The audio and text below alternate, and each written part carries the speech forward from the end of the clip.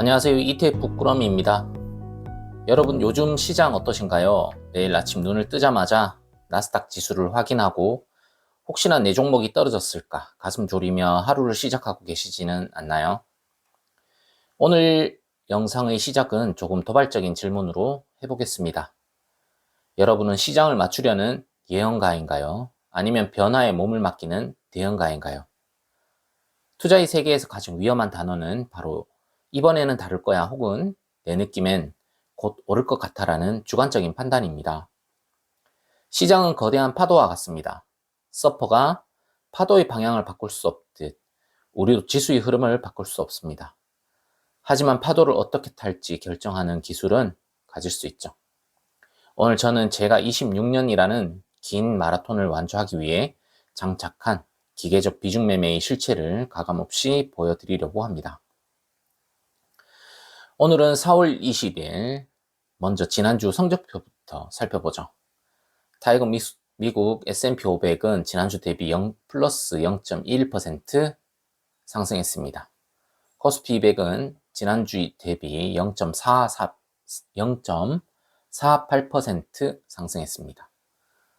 숫자만 보면 참 지루하죠. 뜨겁지도 차갑지도 않은 미지근한 물 같습니다. 하지만 저는 이 미지근함을 폭풍전야의 고요함이라고 부르고 싶습니다. S&P 500이 0.2% 올랐다는 건 시장이 강한 확신을 갖지 못하고 숨을 고르고 있다는 뜻입니다. 한국 시장 역시 코스피 200이 소폭 상승하며 박스권 상단을 두드리고 있지만 뚜렷한 돌파구는 보이지 않는 상황입니다. 이런 행보장에서는 많은 투자자가 지쳐서 시장을 떠나거나 무리한 레버리지를 써서 도박을 시작합니다. 하지만 우리는 알아야 합니다. 엔진이 쉬어야 다시 달릴 수 있듯이 지수도 이런 구간이 반드시 필요합니다. 이제 이번 주와 다음 주 우리 계좌의 향방을 결정지을 지뢰밭 같은 일정들을 체크해 보겠습니다. 실적 시즌의 정점 4월 21일부터 24일 빅테크와 국내 대장주들이 실적 발표가 몰려 있습니다. 21일 유나이티드 헬스와 3M을 시작으로 22일에는 보잉과 AT&T 그리고 가장 중요한 테슬라와 인텔의 실적이 기다리고 있습니다. 국내에선 SK 하이닉스의 실적이 반도체 섹터의 향방을 가를 것입니다. 4월 28일, 29일 FOMC 회의가 있고 연준 위원들의 입에 전 세계의 이목이 쏠립니다. 금리 동결은 기정사실화되었지만 향후 금리 인하 시점에 대한 미묘한 단어 하나에 시장은 발작하거나 환호할 것입니다. 4월 30일 PCE 물가지수, 연준이 가장 신뢰하는 물가 지표죠. 인플레이션이 잡히고 있다는 신호가 나온다면 5월의 시작은 매우 뜨거울 것입니다. 이 일정들을 보며 이때 사야겠다 혹은 이때 팔아야겠다라고 생각하셨나요? 만약 그랬다면 여러분은 다시 예언가의 길로 들어선 것입니다. 우리는 이 일정들을 예측하는 게 아니라 이 결과로 인해 변하는 비중에만 집중하면 됩니다. 제 투자 철학의 핵심은 비중 매매입니다. 저는 한 달에 딱 2번 기계적으로 계좌를 리밸런싱 합니다. 여기서 많은 분이 제게 질문합니다. 아니 지금 내 계좌가 마이너스 10%인데 여기서 비중을 맞춘다고 매도를 하면 손실이 확정되는 거 아닙니까? 아까워서 어떻게 팔아요? 여기에 대해 저는 정원사의 비유를 들고 싶습니다. 정원사는 나무가 아프다고 해서 가위질을 멈추지 않습니다. 오히려 더 건강하게 자라게 하려고 아픈 가지를 쳐내고 너무 비대해진 부분을 잘라내어 햇빛이 골고루 들게 하죠.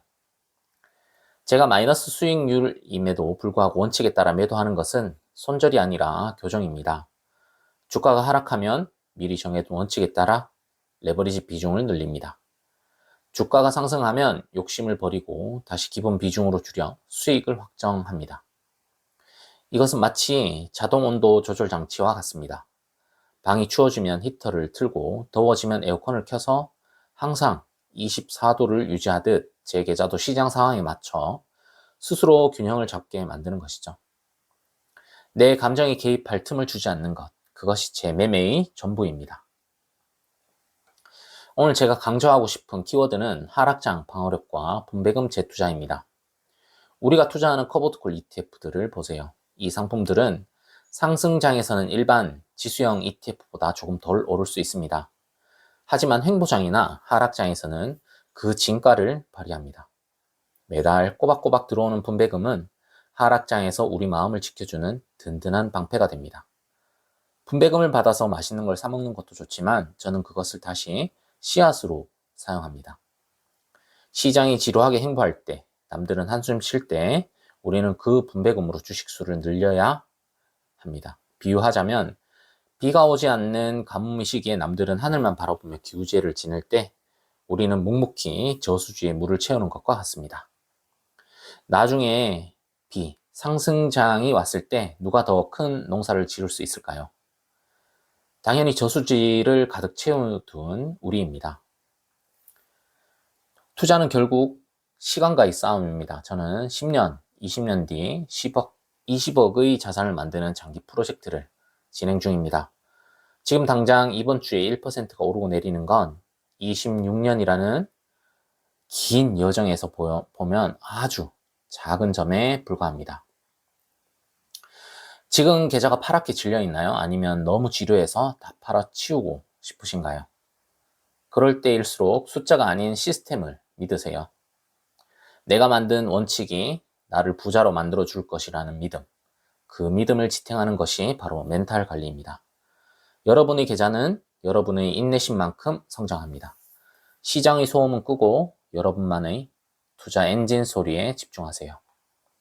오늘 영상에서는 4월 셋째 주의 시장 상황과 제가 마이너스에서도 매도를 감행하는 이유, 그리고 분배금 재투자의 중요성에 대해 말씀드렸습니다. 투자는 어렵게 하면 끝도 없이 어렵지만 쉽게 하면 이보다 쉬운 게 없습니다. 떨어지면 더 사고 오르면 줄인다. 그리고 남은 시간은 내 삶에 집중한다. 이 단순한 진리를 함께 실천해 나갔으면 좋겠습니다. 여러분의 투자 여정에 저 ETF 꾸러미가 끝까지 함께 하겠습니다. 오늘도 원칙 투자를 실천하신 여러분 정말 고생 많으셨습니다. 혹시 혼자서 투자하기 힘드신 분들은 기계적으로 대응하는 멤버십 비중매매 등급에 가입하시면 제가 투자하고 있는 비중매매를 실시간으로 공유받으실 수 있습니다. 멤버십 비중매매 등급 회원분은 카카오톡 오픈 채팅방으로 들어오시면 됩니다.